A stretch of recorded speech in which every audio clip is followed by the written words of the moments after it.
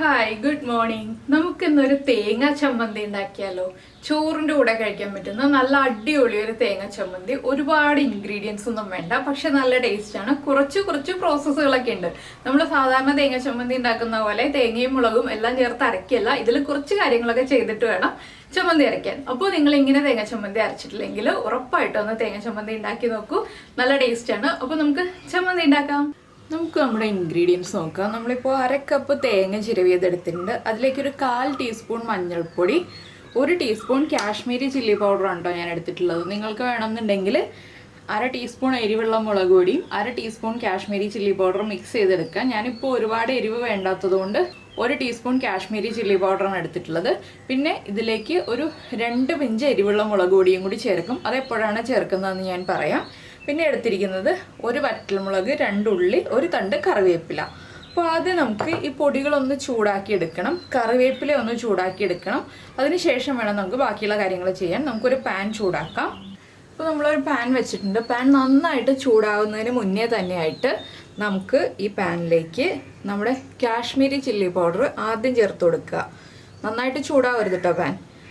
Kashmiri chilli powder ചേർത്തിട്ട് ഒന്ന് ഇളക്കി കൊടുക്കുക.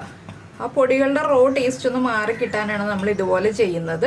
അപ്പോൾ കാശ്മീരി ചില്ലി പൗഡറിനാണ് കുക്കിംഗ് ടൈം കൂടുതൽ. ലോ ഫ്ലെയിമിൽ വെച്ചിട്ട് വേണം ഇതൊന്ന് ചൂടാക്കി എടുക്കാൻ. കാശ്മീരി ചില്ലി പൗഡർ ഒന്ന് ചൂടായി തുടങ്ങുമ്പോൾ തന്നെ നമുക്കിതിലേക്ക് ഒരു 2 പിഞ്ച് എരിവുള്ള മുളക് പൊടി, 2 പിഞ്ചിൽ കൂടുതൽ വേണ്ട. അതെന്ന് വെച്ചാൽ നല്ല എരിവുള്ള മുളക് പൊടിയാണ് എൻ്റെ കയ്യിലുള്ളത്. പിന്നെ നമ്മുടെ മഞ്ഞൾപ്പൊടിയും കൂടി ചേർത്ത് കൊടുക്കാം.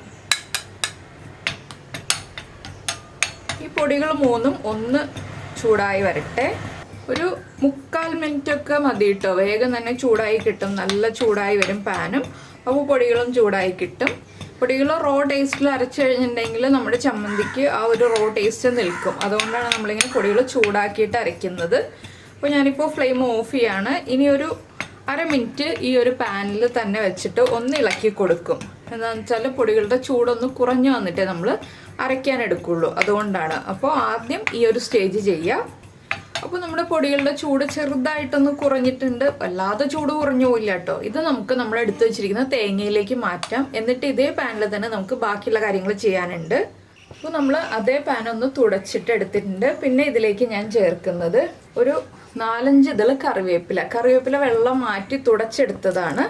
ഈ കറിവേപ്പിലയും ഒന്ന് ഡ്രൈ ആക്കി എടുക്കണം. നമുക്ക് എല്ലാം നനവില്ലാതെ എടുക്കണം. നന്നായിട്ട് ഡ്രൈ ആക്കിയിട്ട് പൊടികളുടെ റോ ടേസ്റ്റ് മാറ്റിയെടുക്കുന്നത് പോലെ നമുക്കിതിലേക്ക് ചേർക്കുന്ന കാര്യങ്ങളൊന്ന് ഡ്രൈ ആക്കി എടുക്കണം. ഈ കറിവേപ്പിലയുടെ കൂടെ തന്നെ ഞാൻ 2 ഉള്ളിയും കൂടി ചേർക്കുന്നുണ്ട്. ഉള്ളി വല്ലാതെ ഡ്രൈ ആവില്ല, എങ്കിലും ഉള്ളിയുടെ ആ നനവ് ഒന്ന് വലിയണം. ഇത് നമുക്ക് ഹൈ ഫ്ലെയിമിൽ വെച്ചിട്ട് ചെയ്യാം. ചെറിയ ബർണറിലാണ് ഹൈ ഫ്ലെയിമിൽ വെച്ചിട്ട് ഒന്ന് ചൂടാക്കിയെടുക്കാം. അപ്പോൾ നമ്മുടെ കറിവേപ്പിലയൊക്കെ ഒന്ന് മൊരിഞ്ഞ് വന്നിട്ടുണ്ട്. എണ്ണയിൽ മൊരിയുന്ന പോലത്തെ ഒരു ഇതായിരിക്കില്ല. നമ്മൾ ഡ്രൈ ആയിട്ട് റോസ്റ്റ് ചെയ്യുമ്പോൾ ഉള്ളിയുടെ നനവും ഒന്ന് വലിഞ്ഞ് വന്നിട്ടുണ്ട്. ഇനി നമുക്ക് ഇതും നമ്മുടെ തേങ്ങയിലേക്ക് മാറ്റാം. അപ്പം നമ്മൾ റോസ്റ്റ് ചെയ്തെടുത്ത മുളക് പൊടി, മഞ്ഞൾപ്പൊടി, അതുപോലെ തന്നെ നമ്മുടെ വേപ്പില, ഉള്ളി എല്ലാം തേങ്ങയിലേക്ക് ചേർത്തിട്ടുണ്ട്. ഞാനിത് മിക്സിയുടെ ജാറിലേക്ക് മാറ്റണം. അപ്പോൾ തേങ്ങ ചൂടാക്കി എടുക്കരുത് കേട്ടോ. ആദ്യമേ തന്നെ തേങ്ങ ചൂടാക്കി എടുത്തിട്ടുണ്ടെങ്കിൽ നമ്മുടെ ചമ്മന്തിയുടെ ടേസ്റ്റ് വേറെ ആയിപ്പോൾ. ഇനി ഇതിലേക്ക് നമുക്ക് ചമ്മന്തിക്ക് ആവശ്യമായ ഉപ്പ് ചേർക്കാം. ചെറിയൊരളവിൽ ഉപ്പ് ചേർക്കുക. കുറച്ച് തേങ്ങയുള്ളൂ. 1/2 കപ്പ് തേങ്ങയാണ് ഞാൻ എടുത്തിട്ടുള്ളത്. ഇനി നമുക്കിതൊന്ന് പൾസ് ചെയ്തെടുക്കുക. അരഞ്ഞു പോകരുത്, തീരെ അരഞ്ഞു പോകരുത്. ജസ്റ്റ് 2 പ്രാവശ്യം ഒന്ന് പൾസ് ചെയ്യുക. അതിൽ കൂടുതൽ ചെയ്യരുത് കേട്ടോ. അപ്പോൾ നമ്മുടെ ചമ്മന്തി ഇതാ റെഡിയായി വന്നിട്ടുണ്ട്. ഞാൻ ഇതാ പൾസ് ചെയ്തെടുത്തു. ഇത് കണ്ടോ, അരഞ്ഞു പോയിട്ടില്ല, തരിതരിപ്പായിട്ട് കിടക്കുകയാണ്. വേപ്പിലയൊക്കെ നന്നായിട്ട് പൊടിഞ്ഞ് കിട്ടിയിട്ടുണ്ട്. ഇനി നമുക്ക് വേറൊരു പാൻ വെക്കാം. കുറച്ച് വലിയൊരു പാൻ വെക്കണം. അതിൽ കുറച്ച് കാര്യങ്ങളും കൂടി ഉണ്ട്. അപ്പോഴാണ് നമ്മുടെ ചമ്മന്തി കംപ്ലീറ്റ് ആവുന്നത്. അതും കൂടി നമുക്ക് ചെയ്യാം. അപ്പോൾ നമ്മൾ കുറച്ച് വലിയൊരു പാൻ വെച്ചിട്ട് അതിലേക്ക് വെളിച്ചെണ്ണ ഒഴിച്ചിട്ടുണ്ട്. വെളിച്ചെണ്ണ തന്നെ ചേർക്കാം കേട്ടോ. ഇതിലേക്ക് നമുക്കൊരു 1/2 ടീസ്പൂൺ കടുക് ചേർത്ത് കൊടുക്കാം. 1/2 ടീസ്പൂണിൽ കൂടുതൽ വേണ്ട. കടുക് പൊട്ടി കഴിയുമ്പോൾ ഞാനൊരു വറ്റൽമുളക് 3 പീസാക്കി എടുത്തിട്ടുണ്ട്. അതും കുറച്ച് കറിവേപ്പിലയും ചേർത്ത് കൊടുക്കുക. ഇതിലേക്ക് ഇനി ഫ്ലെയിം ഓഫ് ചെയ്തിട്ട് നമ്മൾ റെഡിയാക്കി വെച്ചിരിക്കുന്ന നമ്മുടെ ചമ്മന്തി ചേർത്ത് കൊടുക്കുക. ഫ്ലെയിം ഓഫ് ചെയ്തിട്ടായിരിക്കണം. എന്താണെന്ന് വെച്ചാൽ നമ്മുടെ പൊടികളൊക്കെ നമ്മൾ കുക്ക് ചെയ്തതാണ്. ഇനി ഈ പാനിൻ്റെ ചൂടിൽ നമ്മുടെ ചമ്മന്തി ഒന്ന് ചൂടായി വരണം. ഒരുപാട് ചൂടാവണ്ട, ചെറുതായിട്ടൊന്ന് ചൂടായി വരണം. ആ തേങ്ങയുടെ ആ ഒരു റോ ടേസ്റ്റ് ഒന്ന് മാറി വരാനാണ്. ഒന്ന് മിക്സ് ആയി കഴിയുമ്പോൾ നമുക്ക് ഫ്ലെയിം ഓൺ ചെയ്തിട്ട് ലോ ഫ്ലെയിമിലേക്ക് വെച്ചിട്ട് ഒരു 4-5 സെക്കൻഡ് ഒന്ന് ഇളക്കി കൊടുക്കുക. സെക്കൻഡ്സ് ആണ് കേട്ടോ പറഞ്ഞത്, 4-5 മിനിറ്റ് അല്ല. അപ്പോൾ ഇത്രയേ ഉള്ളൂ നമ്മുടെ ചമ്മന്തിയുടെ പരിപാടി കഴിഞ്ഞു. ഞാൻ ഫ്ലെയിം ഓഫ് ചെയ്യാണ്. വീണ്ടും പാനിൻ്റെ ചൂടിൽ ഒന്നുകൂടി ഒന്ന് ഇളക്കി കൊടുക്കുക.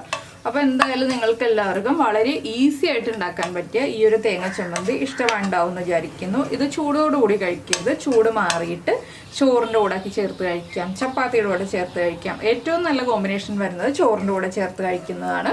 അപ്പോൾ നിങ്ങൾ ഇങ്ങനെ ചമ്മന്തി ഉണ്ടാക്കി നോക്കിയിട്ടില്ലെങ്കിൽ ഉറപ്പായിട്ടും ട്രൈ ചെയ്യൂ. ചോറിൻ്റെ കൂടെ വളരെ നല്ല കോമ്പിനേഷനാണ്.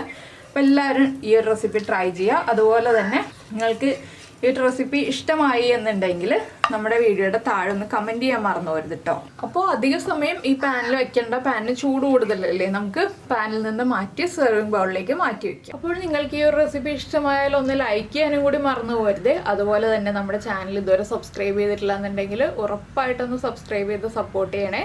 സബ്സ്ക്രൈബ് ചെയ്യുന്നതിന് ഈ വീഡിയോയുടെ താഴെയുള്ള റെഡ് സബ്സ്ക്രൈബ് ബട്ടൺ ഒന്ന് ക്ലിക്ക് ചെയ്യുക. ആൻഡ് റൈറ്റ് സൈഡിലുള്ള ബെല്ലൈക്കണം ക്ലിക്ക് ചെയ്യുക. അപ്പോൾ ഓൾ എന്ന് പറഞ്ഞ ഓപ്ഷൻ കാണാം. ആ ഓളും കൂടി പ്രസ് ചെയ്തിട്ടുണ്ടെങ്കിൽ ഞാൻ എപ്പോഴും വീഡിയോ അപ്ലോഡ് ചെയ്യുമ്പോൾ നിങ്ങൾക്ക് നോട്ടിഫിക്കേഷൻ വരും. അപ്പോൾ നമുക്ക് നമ്മുടെ അടുത്ത റെസിപ്പിയുമായിട്ട് അടുത്ത ദിവസം വീണ്ടും കാണാം.